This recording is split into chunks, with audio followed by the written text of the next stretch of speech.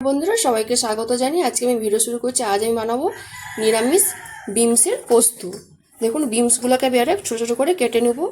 Beans দেখুন এভাবে কেটে নিয়েছি আধা আধা করে। আলু কেটে নিয়েছি, ভালো করে আমি দুটো ধুয়ে নিয়েছি।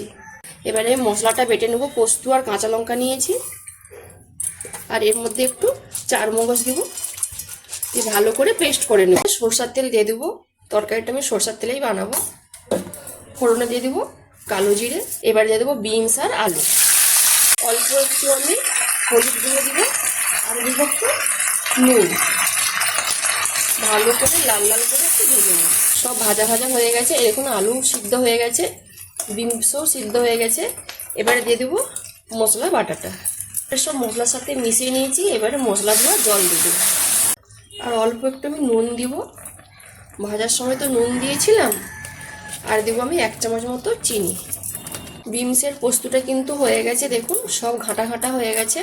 এবারে উপর থেকে আমি কাঁচা সরষের তেল ছড়িয়ে দিব, দিয়ে ভালো করে মিশিয়ে আমি নামিয়ে নেব। বিমসের পোস্তটা আমি জায়গাতে ঢেলে নিয়েছি। যদি আজকে রেসিপিটা ভালো লেগে থাকে তাহলে অবশ্যই একবার বাড়িতে বানিয়ে খাবেন, আর আমাকে কমেন্টে জানাবেন। যেসব বন্ধুরা আমার রান্নার ভিডিও দেখতে পছন্দ করেন তারা আমার পেজটাকে লাইক কমেন্ট শেয়ার করবেন, আর যারা ইউটিউব চ্যানেল থেকে দেখছেন তারা সাবস্ক্রাইব করে পাশের ঘন্টাকে ক্লিক করবেন। সবাই ভালো থাকুন, সাবধানে থাকুন আর সুস্থ থাকুন।